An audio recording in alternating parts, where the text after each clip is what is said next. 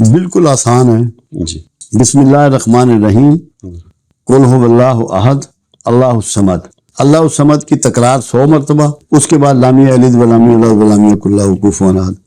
یہ 3300 مرتبہ میں اس زمانے میں شروع میں 3300 مرتبہ کرتا تھا، کیونکہ 313 کی فگر کو 3300 میں کر لیا. یہ روزانہ کا رات کا معمول تھا عشاء کے بعد، اس سے زیادہ کوئی اور نہیں تھی.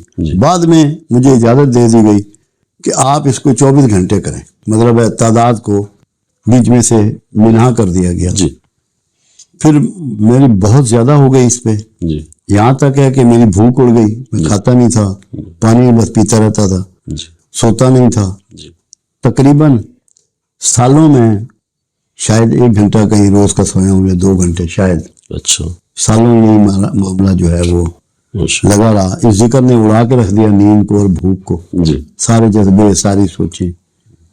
یہ ذکر تو آج بھی جاری ہے. یہاں بھی ہم جب ذکر کراتے ہیں تو اللہ الصمد کا اس میں لازمی ذکر ہوتا ہے اور اسی ترتیب سے ہوتا ہے. جی یہاں تو 2 ذکر ہوتے ہیں، درود شریف کا ہوتا ہے اور اللہ الصمد کا ہوتا ہے. یہی وہ ذکر تھا جی جس کو آپ نے فرمایا کہ یہ اسم اعظم ہے بیٹا جاری رکھو. دیکھیں بات یہ ہے، ایک بات میری میں آپ کو سمجھا دوں. جی میں لاہور میں لیکچر دے رہا تھا جی تو ایک ہسٹری کے استاد تھے، پی ایچ ڈی تھے ہسٹری کے، جی وہ کھڑے ہوئے جی کہنے لگے جی یہ کیوں کہا گیا ہے کہ کسی بڑے سے سیانے سے استاد سے اجازت لے کے پڑھو، جی ایسے مت پڑھیں. جی قرآن کے لفظ تو سب کے لیے ہیں، قرآن سب کے لیے ہے، اجازت کی ضرورت کیوں پیش آئی؟ جی میں نے کہا جی بات یہ ہے کہ آپ کیا پڑھتے ہیں؟ جی کہتے ہیں میں اللہ ہو کا ذکر کرتا ہوں. جی میں کہا چاہتے کیا ہیں؟ کہتے ہیں میری بچیوں کی شادی نہیں ہوئی. میں کہا انشاءاللہ 100 سال بھی نہیں ہوگا. کہنے لگے کیا مطلب؟ جی میں کہا اللہ ہو کا ذکر پڑھا جاتا ہے دل کو، سینے کو، دماغ کو ویران کرنے کے لیے، جی کہ اس میں کسی اور کا گزر نہ ہو سوائے اللہ. تو ڈیمانڈ آپ کی بچیوں کی شادی کی ہے، پڑھ وہ رہے ہیں جس میں ویرانہ چاہیے، کوئی بھی نہ ہو بیچ میں. وہ جو ہے ویرانے کو کہتے ہیں جہاں کوئی مخلوق نہیں ہوتی. تو میں کہا اگر کسی سیانے کے پاس جاتے تو تمہیں وہ کلمے بتاتا جو بچیوں کی شادی کے لیے تمہارے لیے جلدی اللہ اسباب پیدا فرماتا، اس کا فضل ہو جاتا. تو استاد کی اس لیے ضرورت ہے، اسے یہ پتا ہے کہ کون سے لفظ اس کے لیے کیا معنی رکھے گا اور کیا اثرات رکھے گا. اس لیے یہ ہے فرق. اس لیے آپ جب بھی کوئی ایسا کام کریں تو کسی ضرور ایسے بندے سے ملیں جو جانتا ہو کہ کون سے لفظ آپ کو، اب جیسے یا سلام ہے ہم دیتے ہیں، جی اس میں سلامتی ہے، سلامتی دینے والا، مگر یہ ہڈیوں کے لیے بہت اچھا ہے. اچھا جن کو ہڈیوں کی تکلیف ہے، دردیں ہیں، جی اس کے لیے بیسٹ ہے. جی صحیح مطلب جیسی تو ہڈیوں کی تکلیف والا آئے گا ہم یا سلام کی تصویر اس کو ضرور دیں گے. جی مطلب اس طرح ان اللہ ناموں کے جو پروردگار عالم کے اسماء گرامی ہیں جی ان کے مختلف فوائد اٹھائے جا سکتے. وہ اس سے یہ ہوتا ہے جی کہ ہمیں یہ آئیڈیا ہو جاتا ہے کہ روح کے کون سے گروپ سے اس کا تعلق ہے. اچھا کیونکہ مولا علی رضی اللہ تعالیٰ عنہ کا قول مبارک ہے جی کہ اللہ نے روحوں کے گروپ بنا دیے اور ان میں کچھ کو کچھ سے محبت رکھ دی اور کچھ کو کچھ سے نفرت.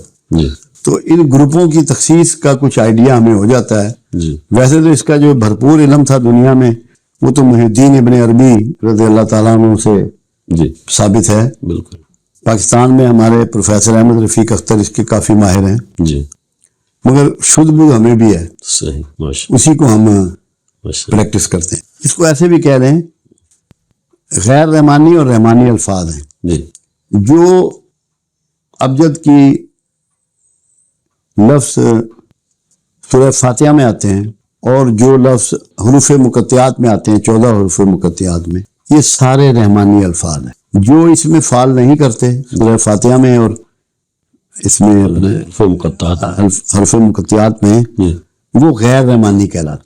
وہاں سے پہلی تقسیم ہوتی ہے، اس کے بعد پھر اس کی آگے ڈویژن. میرا کوئی سلسلہ ان سے نہیں رہا جی مگر اس سارے کام کو میں سمجھتا ہوں. اچھا جی میرا نہیں ہوا ایسا کوئی، میں سمجھتا میں ہوں.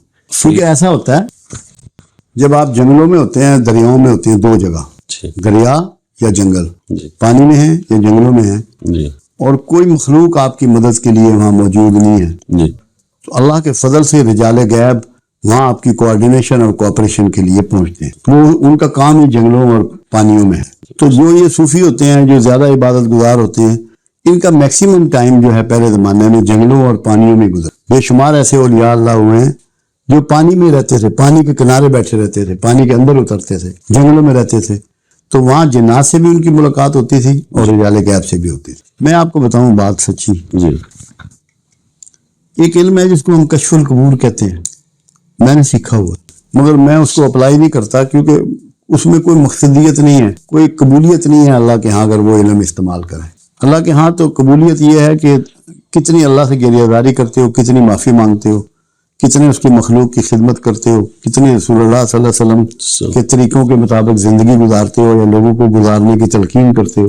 اہل قبر سے گفتگو اس لیے لوگ کرتے ہیں کہ ان سے وقت سے پہلے آنے والی بہت سی چیزوں کی انفارمیشن لیتے ہیں. جی جنات سے بھی لوگوں نے تعلق کئیوں نے رکھے ہیں، جنات سے بھی وہ انفارمیشن لیتے ہیں. کچھ لوگ تو ان سے ادویات وغیرہ یا بیماریوں کا علاج بھی پوچھتے ہیں. ہر 2-3 قسم کے لوگ اچھا ہیں، برائی کرنے والے بھی ہیں. تو اس لیے میں نے کبھی اس طرح کا مجھے ضرورت نہیں پڑی.